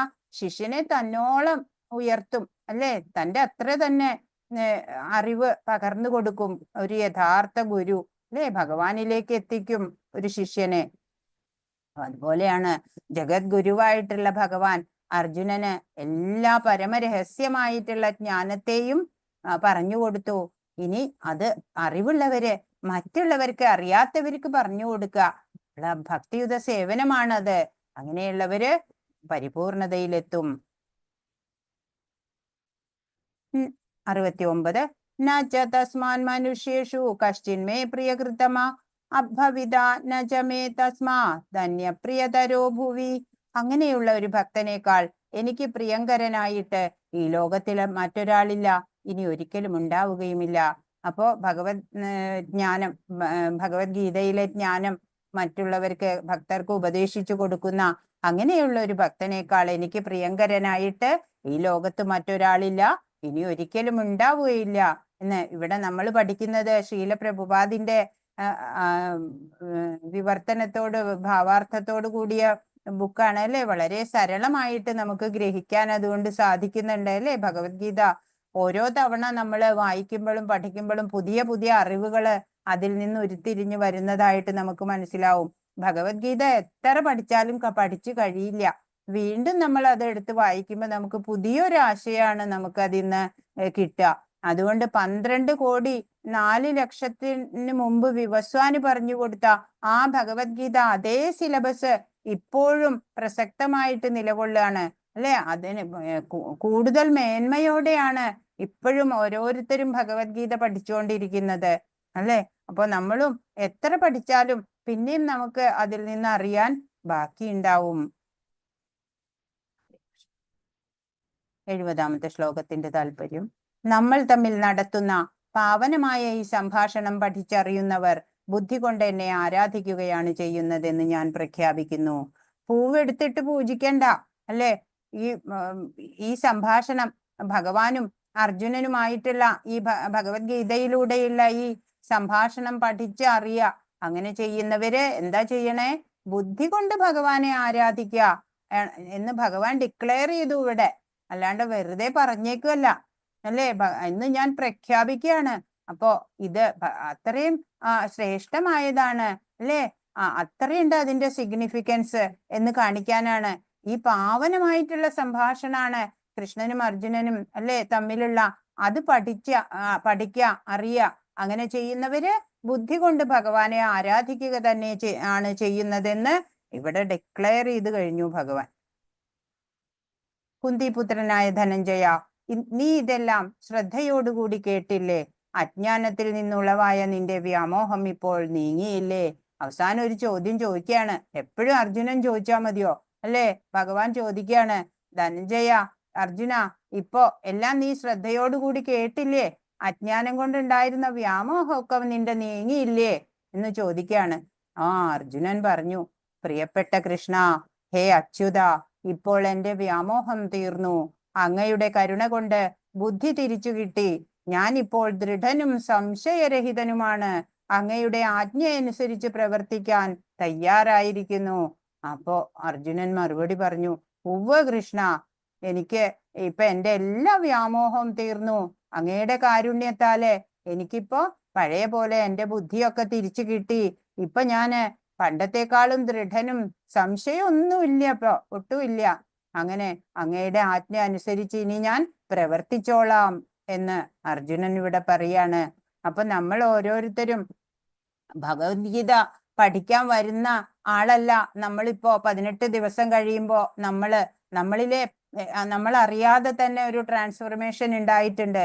അത് നമുക്ക് നോക്കിയാല്, ഒബ്സർവ് ചെയ്താല് നമുക്ക് കാണാൻ സാധിക്കും. അതുപോലെ അർജുനൻ, ആ 1-ാം അധ്യായത്തിൽ കണ്ട അർജുനൻ അല്ലെ, ആകെ ഇടിഞ്ഞു പൊളിഞ്ഞു തകർന്ന അർജുനനായിരുന്നു. ആ അർജുനൻ ഇപ്പൊ പറയാണ്, ഞാനിപ്പോൾ ദൃഢനാണ്, സംശയരഹിതനാണ്. ഇനി ഞാൻ അങ്ങയുടെ ആജ്ഞ അനുസരിച്ച് പ്രവർത്തിക്കാൻ തയ്യാറാണ് എന്ന്. ഇപ്രകാരം അപ്പൊ സഞ്ജയൻ പറഞ്ഞു കൊടുക്കുകയാണ് അല്ലെ, ഇവിടെ ധൃതരാഷ്ട്രർക്ക് പറഞ്ഞു കൊടുത്തോണ്ടിരിക്കുകയാണ്. മാനസികമായിട്ടുള്ള ചിത്രീകരണം നൽകുകയാണ് അല്ലെ, അന്ധനായിട്ടുള്ള ധൃതരാഷ്ട്രർക്ക്.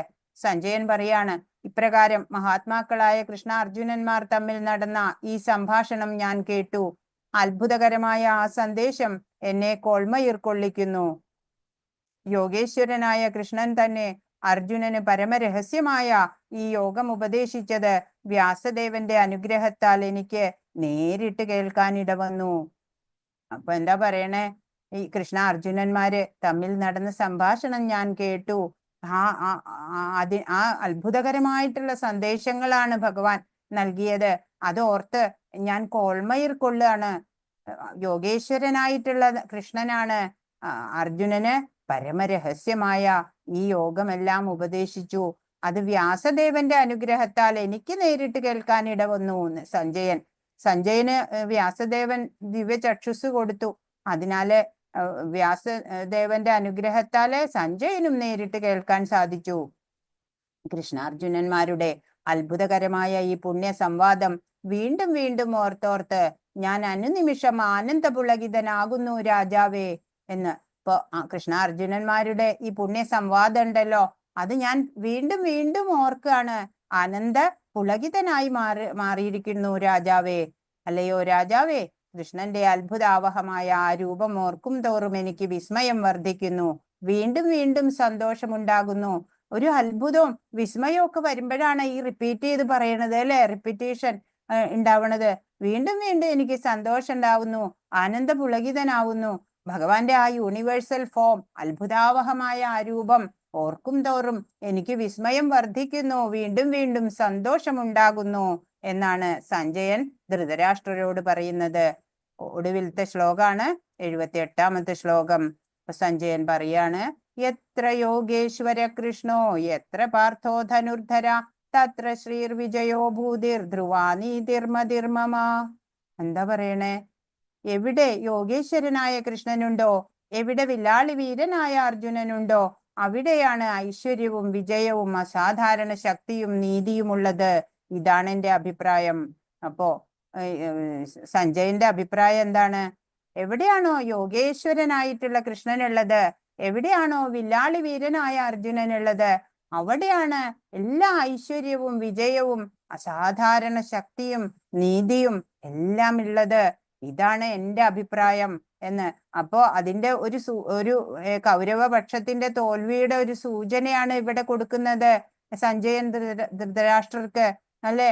എവിടെ യോഗേശ്വരനായ കൃഷ്ണൻ എവിടെയാ ഉള്ളത്? പാണ്ഡവരുടെ കൂടെ. വില്ലാളി വീരനായ അർജുനനും ആ സേനയിലാണ്.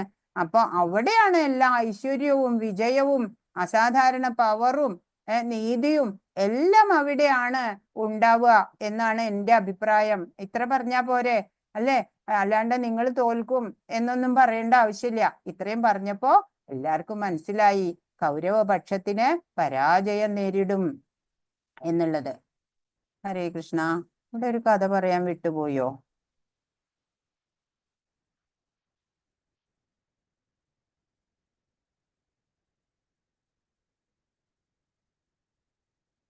സോറി കേട്ടോ, ഒരു കഥ പറയാൻ വിട്ടുപോയി, എവിടെയെന്ന് അറിയില്ല. ഒരു ഇത് നിങ്ങൾ കണ്ടുവോ? ശ്രീകൃഷ്ണ ജന്മോത്സവത്തിന്റെ പടം കണ്ടോ നിങ്ങള്? ഞാനത് പെട്ടെന്ന് വിട്ടുപോയി, കാണുന്നില്ല. ഇന്നലെയാന്ന് തോന്നുന്നു മാതാജി കണ്ടത്. ഇന്നലെയാ കണ്ടേ? ആ. ശ്രീകൃഷ്ണ ജന്മോത്സവം. വേറൊരു ക്ലാസ്സിൽ ഇന്നാണല്ലോ അത് പറഞ്ഞത്. ഇല്ല. ഓക്കെ, എന്നാലും ഞാൻ പറയാം. എന്നാലും പറയട്ടെ ഞാൻ. എൻ്റെ ഒരു സന്തോഷത്തിന് വേണ്ട, അല്ലെങ്കിൽ നേരല്ല അല്ലെ? നാളെ പറയാം, അടുത്ത ദിവസം. പറഞ്ഞോളൂ മാതാജി. മാതാജി സമയമുണ്ട്. ഹരേ കൃഷ്ണ. പറഞ്ഞോളൂ മാതാജി. ഹരേ കൃഷ്ണ. നന്ദർക്ക് ഉണ്ണി ഉണ്ടായി അല്ലേ? നന്ദർക്ക് ഉണ്ണി ഉണ്ടായി എന്ന് മാത്രമേ അവിടെ ഗോകുലത്തിലുള്ളവർക്ക് അറിയുള്ളൂ. അല്ലാതെ അവർക്ക് ഇത് ദേവകി ദേവിയുടെ മകനാണെന്നൊന്നും അറിഞ്ഞുകൂടാ. നന്ദർക്ക് ഉണ്ണി ഉണ്ടായി. എല്ലാവരുടെയും ഇത് അറിഞ്ഞ് അലങ്കാരം ചെയ്തു. ഗോപന്മാരൊക്കെ നല്ല നല്ല വസ്ത്രങ്ങൾ ഉടുത്തിട്ട് കേമായിട്ട് ഒരുങ്ങിയിട്ട് ആകാംക്ഷയോടെ ഇങ്ങനെ വരികയാണ് കുട്ടിയെ കാണാൻ. അപ്പൊ കണ്ടപ്പോൾ നഷ്ടപ്പെട്ടത് എന്തോ, ഒരു അമൂല്യമായത് എന്തോ തിരികെ ലഭിച്ച പോലെയാണ് അവർക്ക്. ഇതിനു വേണ്ടിയാണ് നമ്മൾ ഇവിടെ ജനിച്ചത്. ഓരോ ഗോപസ്ത്രീയും വിചാരിക്കുകയാണ്. ഓരോരുത്തരും ഇങ്ങനെ വാരി വാരി എടുക്കുക, ഒരാളുടെ കയ്യിൽ നിന്ന് മറ്റൊരാളുടെ കയ്യിലേക്ക്. അങ്ങനെ വിരിഞ്ഞ പുഷ്പങ്ങളിൽ അങ്ങുമിങ്ങും നിരന്നു മണ്ടുന്നൊരു വണ്ടുപോലെ എന്ന് പറഞ്ഞ പോലെ, ഒരു താമരയിൽ നിന്ന് അടുത്ത താമരയിലേക്ക് പോകുന്ന പോലെ ഓരോരോ ഗോപികൾ മാറി മാറി കുട്ടിയെ എടുക്കുകയാണ്. നന്ദഗോപര് നന്ദന്മാരൊക്കെ എന്താ ചെയ്യണേ? ഗോപന്മാരൊക്കെ എന്താ ചെയ്യണേ? അവരിങ്ങനെ മേല് വെണ്ണയും തൈരും ഒക്കെ അങ്ങോട്ടും ഇങ്ങോട്ടും പൂശിയാണ്. ഗോപികമാരൊക്കെ മഞ്ഞൾ വെള്ളം അന്യോന്യം കോരി ഒഴിച്ചിട്ട് അങ്ങനെ ആനന്ദിക്കുകയാണ്. അങ്ങനെ എല്ലാവർക്കും ധാരാളം ധനവും സ്വർണവും ഒക്കെ വസ്ത്രങ്ങളും ഒക്കെ ദാനം ചെയ്തു നന്ദഗോപര് ഉണ്ണിയുണ്ടായ സന്തോഷത്തില്. അങ്ങനെ കുറച്ചു ദിവസം കഴിഞ്ഞു നന്ദഗോപര് കരമടയ്ക്കാൻ പോയി. വസുദേവരെ കണ്ട് വിശേഷങ്ങളൊക്കെ ആരാഞ്ഞു. പറഞ്ഞു, വേഗം തിരികെ ചെന്നോളൂ, എന്തോ അപകടം വരാൻ സാധ്യത കാണുന്നുണ്ട്. അങ്ങനെ അവിടെ ചെന്നു. പൂതന കുട്ടികളെ ഹനിക്കാൻ ആകാശമാർഗം പുറപ്പെട്ടിട്ടുണ്ട് അല്ലെ? പൂതന ആയിട്ടല്ല, രാക്ഷസിയായിട്ടല്ല, ബ്യൂട്ടി പാർലറിലൊക്കെ പോയിട്ട് സുന്ദരിയായിട്ടാ വരണേ. ഇന്നിപ്പോ സുന്ദരികൾ പോയിട്ട് പൂതനയായിട്ട് വരും അല്ലെ ബ്യൂട്ടി പാർലറിൽ നിന്ന്. അപ്പൊ ഈ സുന്ദരിയെ കണ്ടിട്ട് അവിടെ ഗോകുലവാസികൾ വിചാരിച്ചു ലക്ഷ്മി ദേവിയാണോ എന്ന്. അവരൊക്കെ ഒന്നും മിണ്ടാൻ കഴിഞ്ഞില്ല, വന്ന് കുഞ്ഞിനെ എടുത്തു. അപ്പൊ അവരൊക്കെ സാത്വികരാണ്. ആരെ കണ്ടാലും അവർക്ക് രാധയാണ് കൃഷ്ണനാണ് എന്നാ തോന്നാ. അങ്ങനെ ഉണ്ണിയെ എടുത്തു. ഉണ്ണി കണ്ണടച്ചു. വിഷം കഴിപ്പിക്കാൻ വരണതാ അല്ലെ? കണ്ണടച്ചു. മുമ്പ് വിഷം കഴിച്ച് ശീലമൊന്നുമില്ല അല്ലെ? ശിവനെ ഓർത്തു. ശിവനാണെങ്കിൽ മുമ്പേ വിഷം കഴിച്ചൊക്കെ ശീലമുണ്ട്. ഇപ്പൊ ബലരാമൻ അടുത്തുണ്ട്. ചരാചരാത്മാ സമീലീലിതേക്ഷണ അല്ലെ? ഭഗവാന് കണ്ണടച്ചാലും എല്ലാം കാണാം. അപ്പൊ വിഷം ഇങ്ങനെ കുടിക്കാൻ തുടങ്ങി. അപ്പൊ അവിടെ നോക്കി, നല്ലത് എന്തെങ്കിലും ഉണ്ടോ ഈ വിഷമല്ലാതെ? ഉണ്ട്, ജീവനുണ്ട്. അതിനെ തന്നിലേക്ക് അങ്ങോട്ട് എടുക്കുകയാണ്. അപ്പൊ പൂതന പറയാ, മതി മതി എന്ന് പൂതന. അപ്പൊ കഴിക്കുന്ന ആളല്ലേ മതി മതി എന്ന് പറയാ, വിളമ്പുന്ന ആളല്ലല്ലോ. അത് ഇനിയിപ്പോ ഈ ദുഷ്ടൻ കംസന്റെ കൊട്ടാരത്തിൽ ഇനി ജീവിക്കണ്ട, അതാണോ മതി മതി എന്ന് പറയണേ പൂതന? അങ്ങനെ പൂതനാമോക്ഷം അമ്മയ്ക്ക് കൊടുക്കുന്ന കാരുണ്യ ആണല്ലേ, ഗതിയാണ് കൊടുത്തത്. പർവ്വതം പോലെ വീണു അവിടെ. മുകളിൽ ഒരു നീലരത്നമായിട്ട് ഉണ്ണി അല്ലേ? അത് കഴിഞ്ഞ് വീണ്ടും ബകാസുരവധം, ശകടാസുരവധം, തൃണാവൃത്തവധം, എത്ര അസുരന്മാരെ കൊല്ലണം അല്ലെ? ഉണ്ണിയുടെ കാലുകൊണ്ട് കാളവണ്ടി പൊടി പൊടിയായി ഇത്രേ. മറ്റു കുട്ടികൾ പറയാ, വിശ്വസിച്ചില്ല ആരും. എന്നാലോ മറ്റെന്താ കാരണം? അതൊട്ട് അന്വേഷിച്ചുമില്ല. അല്ലെ? ഇങ്ങനെയാണ് ലോകര്. അന്വേഷിച്ചാൽ ഈശ്വരനെ അറിയാം, പക്ഷെ അന്വേഷിക്കണില്ല. അറിയുന്നവര് പറഞ്ഞാലോ അതൊട്ട് വിശ്വാസവും ഇല്ല, ഈശ്വരനുണ്ടോ എന്നൊക്കെ. ഓ, രാവിലെ ആയാല് ഗോപസ്ത്രീകള് പരാതിയുമായിട്ട് വരും. യശോദ എല്ലാം കേൾക്കും. ഉണ്ണിയുടെ വികൃതി അസഹ്യം തന്നെ. അസമയത്ത് പശുക്കുട്ടിയെ അഴിച്ചുവിടും. പിന്നെയോ കറന്ന പാല് കിട്ടില്ല. എല്ലാവർക്കും മുക്തി നൽകേണ്ടയാളല്ലേ, അത് കാരണം എല്ലാവർക്കും മോക്ഷം കൊടുക്കണേ അല്ലേ? ധർമ്മ സംസ്ഥാപനാർത്ഥായ. പശുവിന്റെ പാല് അതിന്റെ കുഞ്ഞിനുള്ളതാ അല്ലേ? അപ്പോ മറ്റൊരു ഗോപി പറഞ്ഞു, വെണ്ണ എടുത്തിട്ട് കൃഷ്ണൻ കഴിച്ചോട്ടെ, ഞങ്ങൾക്ക് പരാതിയില്ല. ഇതെല്ലാം എടുത്തു കൊണ്ടുപോയിട്ട് കുരങ്ങന് കൊടുക്കും എന്ന് യശോദ ചോദിച്ചപ്പോള് ഉണ്ണി പറയാണ്, അതെയോ, ഞാൻ കരുതി ഇത് ഗോപസ്ത്രീയുടെ ഭർത്താവാണെന്ന് കരുതിയിട്ടാ കൊടുത്തേന്ന്. അങ്ങനെ പാത്രങ്ങളൊക്കെ പൊട്ടിയതിന് പകരം സ്വർണ്ണ പാത്രമാണ് യശോദ നൽകുന്നത്. ഇതന്നെയാണ് ഭഗവാനും ആഗ്രഹിച്ചത്. അവരുടെ ദാരിദ്ര്യം തീരണം അല്ലേ? അപ്പോ പകലൊക്കെ ജോലി കഴിഞ്ഞിട്ട് രാത്രി കുഞ്ഞിനെ ഉറക്കി ഉറങ്ങാൻ കിടക്കും ഗോപസ്ത്രീകള്.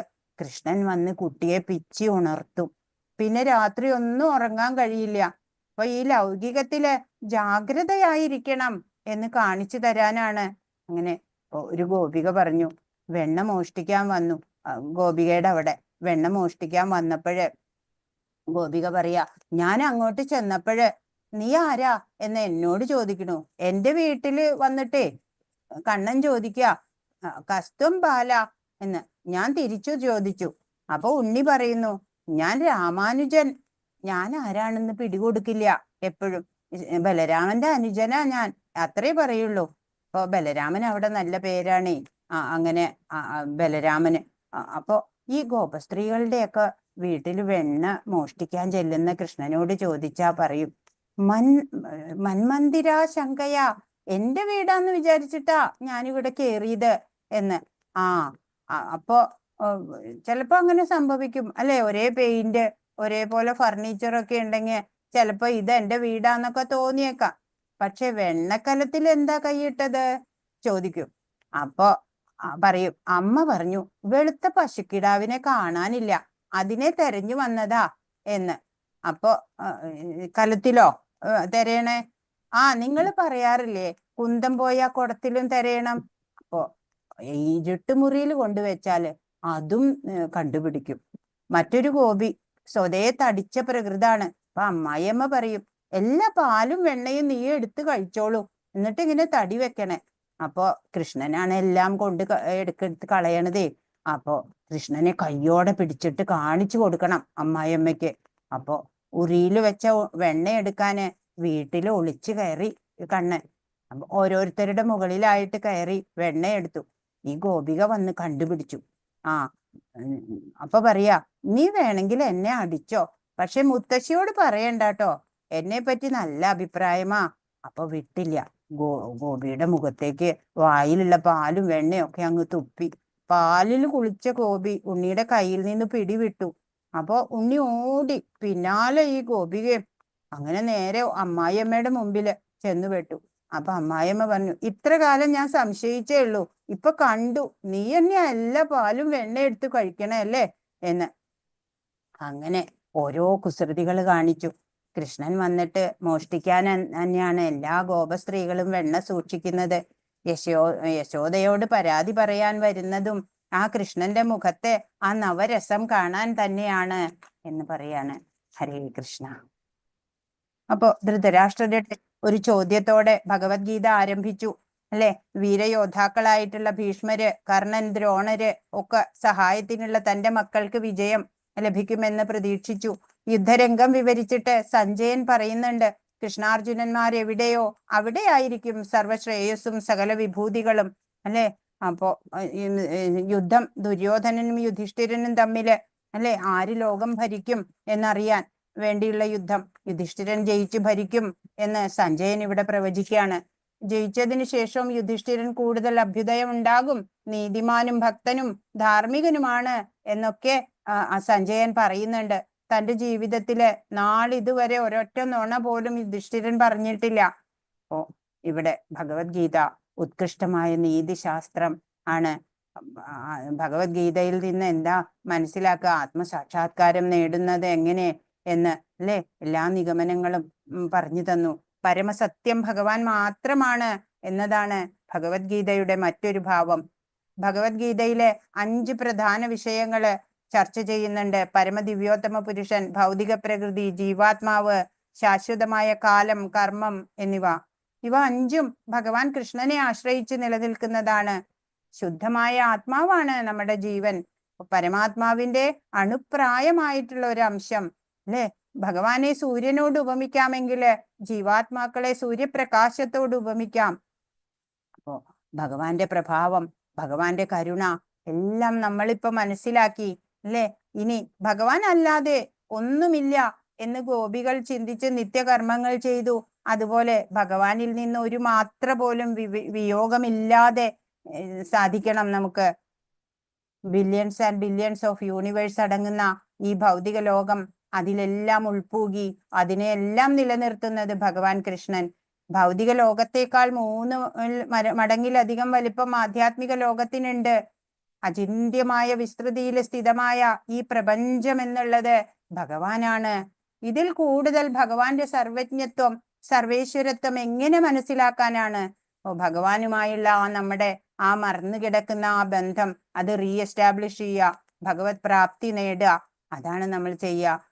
ഒരു ആത്മാവിനെ ഭഗവതോന്മുഖമാക്കാത്ത ഗുരു ഗുരുവല്ല, മാതാപിതാക്കൾ മാതാപിതാക്കളല്ല. ജന്മ മൃത്യു ജര വ്യാധികളുള്ള ഈ ജനിമൃതി ചക്രത്തിൽ നിന്ന് ആത്മാവിനെ മോചിപ്പിക്കാൻ സഹായകമായ ജ്ഞാനം ഇതിലുണ്ട് അല്ലെ? പുനർജന്മം ഇല്ലാത്ത അവസ്ഥയിലെ ഭഗവാനിലേക്ക് എത്താം. അപ്പൊ വിതുരര് ധൃതരാഷ്ട്രരോട് പറഞ്ഞു, ഈ ദുര്യോധനൻ അസുര സ്വഭാവിയാണ്, അവനെ ഉപേക്ഷിക്കണമെന്ന്. പുത്രസ്നേഹത്താലെ ചെയ്തില്ല രാജാവ്. ഇപ്പോ 100 പേരും മരിക്കാൻ പോണു അല്ലെ? ഇപ്പൊ ഭഗവാനെ നമ്മൾ വിളിക്കണം, എന്നാലാണ് ഭഗവാൻ വരിക. അപ്പൊ ദ്രൗപദി വസ്ത്രാക്ഷേപ സമയത്ത് വിളിക്കുന്നത് വരെ കൃഷ്ണൻ വന്നില്ല. അപ്പൊ ദ്രൗപദി ചോദിച്ചു, ഞാൻ എത്ര സമയമായി കഷ്ടപ്പെടുന്നു, പക്ഷെ നീ എന്നെ വിളിച്ചില്ലല്ലോ എന്ന് കൃഷ്ണൻ. അപ്പൊ നമ്മള് ടോട്ടൽ സറണ്ടർ ആവണം. ആ ഭക്തന്റെ എല്ലാ കാര്യവും പിന്നെ ഭഗവാനാ നോക്കുക. യോഗക്ഷേമം വഹാമ്യഹം അല്ലെ? യഥാ മാം പ്രപദ്യന്തേ താം തഥൈവ ഭജാമ്യഹം. നമ്മുടെ സമീപനം പോലെ നമ്മൾ എത്ര സിൻസിയർ ആയിട്ടാണോ ഭഗവാനിലേക്ക് ഭഗവാനെ ആരാധിക്കുന്നത്, തിരിച്ചും അനുഗ്രഹങ്ങൾ അതുപോലെ ഉണ്ടാവും.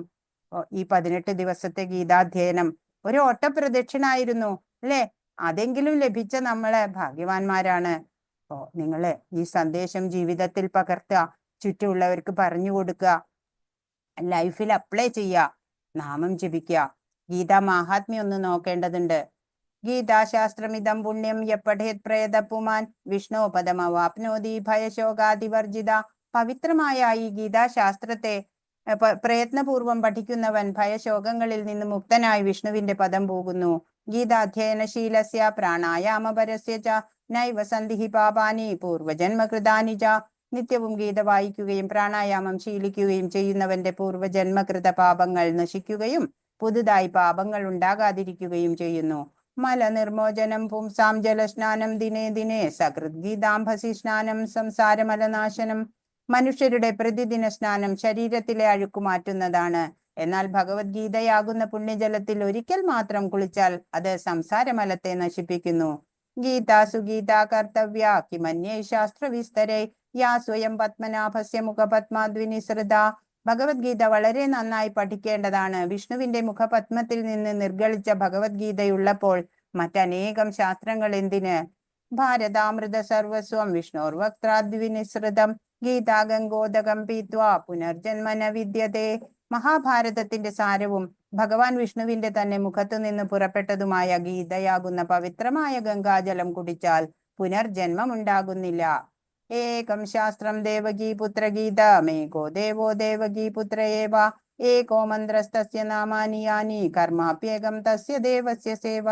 ഒരേ ഒരു ശാസ്ത്രം കൃഷ്ണൻ ഉപദേശിച്ച ഗീതയും ഒരേ ഒരു ഈശ്വരൻ ശ്രീകൃഷ്ണനും ഒരേ ഒരു മന്ത്രം ഭഗവാന്റെ നാമവും ഒരേ ഒരു കർമ്മം ഭഗവാന്റെ സേവയുമാകുന്നു. ഹരേ കൃഷ്ണ കൃഷ്ണ കൃഷ്ണ ഹരേ ഹരേ, ഹരേ രാമ രാമ രാമ ഹരേ ഹരേ. സർവം ശ്രീകൃഷ്ണാർപ്പണമസ്തു. വാഞ്ചാകൽപതരുഭ്യശ്ച കൃപാസിന്ധുഭ്യേവ ച പതിതാനാം പാവനേഭ്യോ വൈഷ്ണവേഭ്യോ നമോ നമഃ. അനന്തകോടി വൈഷ്ണവ വൃന്ദ കി ജയ്. ശ്രീല പ്രഭുപാദ് കി ജയ്. ഗുരു മഹാരാജ് കി ജയ്. ഹരേ കൃഷ്ണ. ഇന്ന് പറഞ്ഞതിൽ എന്തെങ്കിലും സംശയം ഉണ്ടെങ്കിൽ ചോദിക്കൂ. പരമദൈവോത്തമ പുരുഷൻ ജീവാത്മാക്കൾ അതിന്റെ 5 എണ്ണത്തില് 2 എണ്ണമായി 3 എണ്ണം കൂടെ ഒന്ന് പറഞ്ഞേ മാതാജി. ക്വസ്റ്റ്യൻ എഴുതിയവര് ആൻസർ എഴുതിയവര് വായിക്കൂ.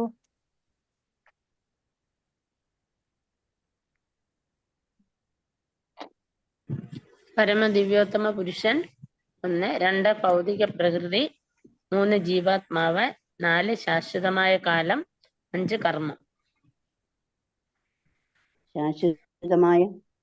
ശാശ്വതമായ കാലം. അഞ്ചാമത്തെ കർമ്മം. ഒന്നൂടെ നികത. 1 പരമദിവ്യോത്തമ പുരുഷൻ, 2 ഭൗതിക പ്രകൃതി, 3 ജീവാത്മാവ്, 4 ശാശ്വതമായ കാലം, 5 കർമ്മം. ഹരേ കൃഷ്ണ. ഹരേ കൃഷ്ണ. ഈ അധ്യായത്തിലെ ആൻസർ എഴുതിയിട്ടുണ്ടോ ക്വസ്റ്റ്യന്റെ? എഴുതി മാതാജി. വായിച്ചോളൂ. വായിക്കട്ടെ. ആ. ഹരേ കൃഷ്ണ. 1 സന്യാസം, ത്യാഗം എന്നിവ എന്തിനാണെന്നാണ് ഭഗവാൻ പറയുന്നത്? ഭൗതിക വാഞ്ചകൾക്ക് വേണ്ടിയുള്ള കർമ്മങ്ങളെ ഉപേക്ഷിക്കുന്നതാണ് സന്യാസം. സർവകർമ്മങ്ങളുടെ ഫലങ്ങളെ ഉപേക്ഷിക്കുന്നതാണ് ത്യാഗം. 2. ശ്ലോകം 2 അല്ല, ക്വസ്റ്റ്യൻ 2. ശ്ലോകം 5 ഭഗവാൻ എന്താണ് പറയുന്നത്? യജ്ഞം, ദാനം, തപസ് എന്നീ കർമ്മങ്ങൾ ഉപേക്ഷിക്കേണ്ടവയല്ല, അവ അനുഷ്ഠിക്കപ്പെടണം. മഹാത്മാക്കളെ പോലെ വിശുദ്ധീകരിക്കുന്നതാണ് അവ 3. 3 എങ്ങനെയാണ് യജ്ഞങ്ങൾ ചെയ്യേണ്ടത്? മനുഷ്യക്ഷേമത്തെ മുൻനിർത്തിക്കൊണ്ട് കർത്തവ്യ നിർവഹണമെന്ന നിലയിൽ ആണ് യജ്ഞങ്ങൾ നിറവേറ്റേണ്ടത്. 4 സാത്വികമായ ബുദ്ധി. മൂന്നാമത്തെ ആൻസർ 3 ഒന്നും കൂടെ പറഞ്ഞോളൂ. മാനുഷിക ക്ഷേമത്തെ മുൻനിർത്തിക്കൊണ്ട് കർത്തവ്യ നിർവഹണം എന്ന നിലയിലാണ് അവ നിറവേറ്റേണ്ടത്, യജ്ഞങ്ങൾ ചെയ്യേണ്ടത്. 4 സാത്വികമായ ബുദ്ധി എന്നാൽ എന്താണ്? ചെയ്യേണ്ടതും ചെയ്തുകൂടാത്തതും എന്ത്, ഭയപ്പെടേണ്ടതും ഭയപ്പെടേണ്ടാത്തതും എന്ത്, ബന്ധത്തിനും മോക്ഷത്തിനും കാരണമാവുന്നത് എന്ത് എന്നെല്ലാം അറിയുന്നതാണ് സാത്വികമായ ബുദ്ധി അല്ലെങ്കിൽ വിവേക ബുദ്ധി. ചോദ്യം 5. ശ്ലോകം 65 ഭഗവാൻ എന്താണ് പറയുന്നത്? എപ്പോഴും എന്നെ ഓർക്കുക, എന്റെ ഭക്തനാകുക, എന്നെ ആരാധിക്കുകയും പ്രണമിക്കുകയും ചെയ്യുക. ഇങ്ങനെ ചെയ്തു പോയാൽ നിശ്ചയമായും നിനക്കെന്നെ പ്രാപിക്കാം. ഞാൻ തീർത്തു പറയുന്നു, എന്തെന്നാൽ എനിക്ക് പ്രിയപ്പെട്ടവനാണ് നീ. 6 സഞ്ജയൻ അവസാനം പറഞ്ഞ തന്റെ അഭിപ്രായം എന്തായിരുന്നു? എവിടെ യോഗേശ്വരനായ കൃഷ്ണനുണ്ടോ, എവിടെ വില്ലാളി വീരനായ അർജുനനുണ്ടോ, അവിടെയാണ് ഐശ്വര്യവും വിജയവും അസാധാരണമായ ശക്തിയും നീതിയും ഉള്ളത്.